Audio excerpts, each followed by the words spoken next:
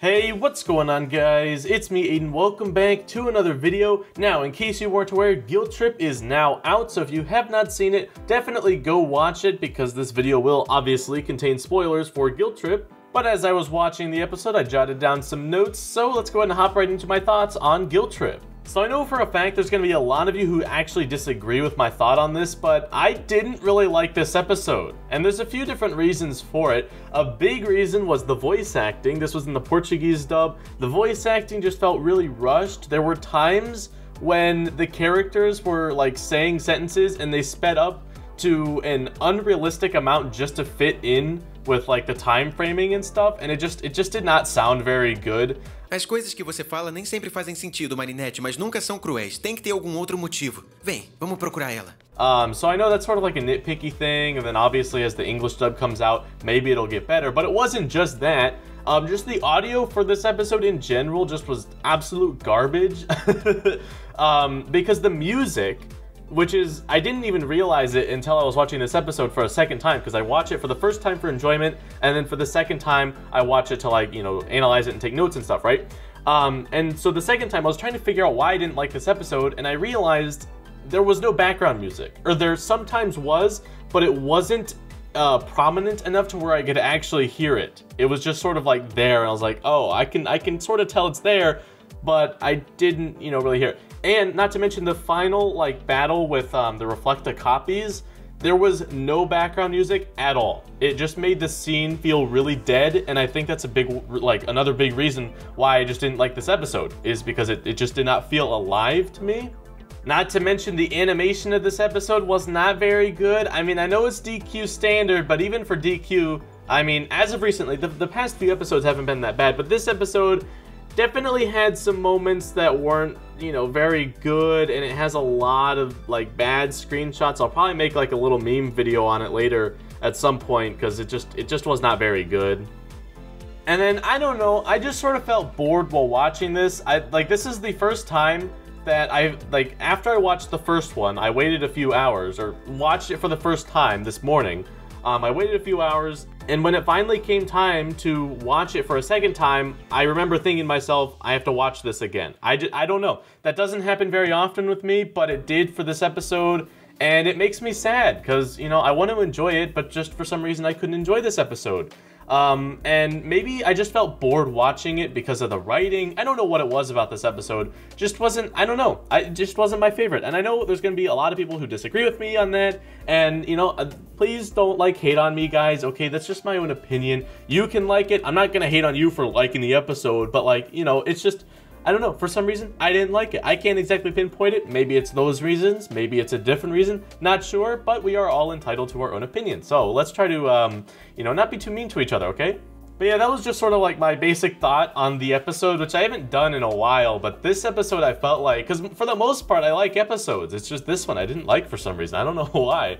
But anyway, maybe you'll notice the background music thing if you go watch it again. Like, pay attention to the background music, because it'll be really hard to hear, and then during that final battle scene, you won't hear it at all, and then you'll be like, what is this? I'm just like, it's like I'm actually there, and, you know, it doesn't, I don't know, it's just bad.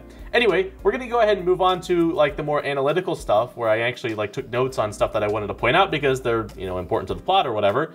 So the first thing is that Marinette is 100% back to liking Adrien, which, I mean, is not a surprise, because we sort of knew that they were gonna do a full 180, because, you know, season 3 finale, they were like, oh, maybe Lucanette and Adrien got me, but now they are full back to Marinette having a crush on Adrien, and yeah, we don't know if it's Adrien liking Ladybug at this point yet, again, but I think we can assume it is. We just haven't really seen any like sure hints of that as of right now, but I'm sure as the season goes on, we will.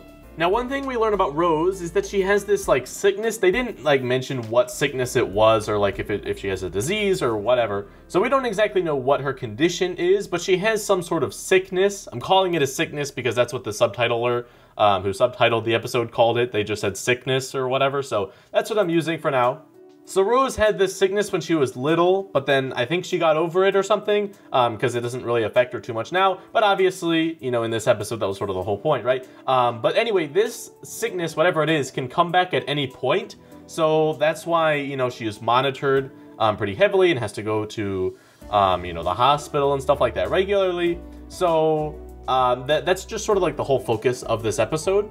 Now, Rose didn't want to actually tell anybody about this because she thought that people would start treating her a little bit differently, which, I mean, you know, we did sort of see in this episode, but I think that's more because of the circumstance. I think if she, like, Rose, you know, she was a bit upset when, like, Juleka, when she found out that Juleka had told them, but then she, like, very quickly got over it, which I thought would happen, right? So she was like, oh man, you know what, I should have told them a long time ago, which I think had she told them a long time ago, this whole thing wouldn't have happened. Like, they wouldn't have started treating her differently, because, you know, I think it's more of, you know, the classmates were sort of influenced by, you know, Rose's sudden, you know, going to the hospital and, you know, all this bad stuff, and that sort of escalated it, right? But if Rose had been like, yeah, so, you know, I had this sickness when I was little. They told me it could come back whenever. And so I just have to go to the hospital routinely. And if I, you know, like start feeling bad, I have to go there just in case, you know, all this stuff. And then their friends probably would have been like, oh yeah, we understand and stuff like that. And probably would not have overreacted like they did in this episode. So I don't want to say it was on Rose for not telling them sooner, but this whole fiasco may have been partially avoided had that come up. And she did realize that, you know, halfway, which is why she didn't blame Juleka for anything. That's why she believes that, you know, yeah, I should have told them sooner. But Rose, or Juleka, sorry, still was like, man, it's all my fault. Even though, you know, it's sort of, I don't want to place blame on anybody, but it seems like everyone overreacted. That was sort of the whole point of this episode, is every single person was overreacting, except for Rose, maybe. So I think that's my takeaway from this episode. So the final thing I want to talk about is that Rose gets the Pig Miraculous. Whoa, big surprise there, isn't there? Yeah, Okay, well, now that we have gotten over that big surprise, the Pig Miraculous's power is Joy, which, I mean, I suppose is illustrated very well in this episode, right? Her weapon is actually a tambourine, which some of you may not have, like, realized or noticed, but that's what it is. Her power is called Present, or I guess the translation called it Gift, but I think it's gonna be Present. It may be Gift, but Present sounds more like a power. But either way, this power gives someone their biggest wish in their heart. And in this case, it was like, you know, an image of all the classmates being all good. You know, it was just that was what Juleka wanted. She wanted everything to go back to normal. And I guess that was enough to sort of break her free of her guilt. I guess, I don't know. Maybe that's another reason why I didn't like this episode very much, is because it didn't, I don't know. It just didn't feel like it sort of felt like it was over in a snap. And I don't know. I don't know. Maybe that's just me. Maybe I'm just being nitpicky and trying to figure out why I don't like this episode. But either way, that's sort of what happened. So we'll see if we see her in the future. I don't know. This seems like a very like specific Kwame and power. Like, I don't think that they can actually use this power very often, right? Because it's like, how, I mean, okay, I suppose if Ladybug, for example, was like, oh man, I really want this one thing, and then Pigella uses her power, then maybe she'll get that one thing, but that's not really like the deepest thing she wants in her heart, right? I would say like the deepest thing that she wants in her heart is probably for this season to defeat Hawkmoth, which, I mean, you could say is maybe interesting, but I guess judging based off of what we saw in this episode, it'd probably just be like an image or like an idea of what would happen had they defeated Hawkmoth, or if they were to defeat Hawkmoth, or what would happen. Probably wouldn't actually be them actually defeating Hawkmoth, or I guess Shadowmoth now. I always just want to call him Hawkmoth. That's what I like better. I like Hawkmoth better than Shadowmoth, but whatever. Anyway, enough rambling. That's all I really had on this episode. Like I said, didn't really care for it too much. They didn't really actually like introduce too many new things to the plot. This was more of a side character episode where we, you know, obviously learn more about Rose and Juleka. Not really Juleka as much, but it focused on Juleka. And fun fact, this is actually the 6th time we have seen Reflecta. That was maybe another part of it. We saw Reflecta for the 6th time. And yeah, thank you, Zag, for continuing to include old villains. It makes for a very enjoyable and interesting episode. Yay, thank you. At least we saw a new Sentimonster, but whatever. I'm just being very negative today. Hopefully none of you guys are super mad at me for it. You know, I'm just trying to be here and give my honest opinion on things, and if you don't agree, that's perfectly okay. I don't mind.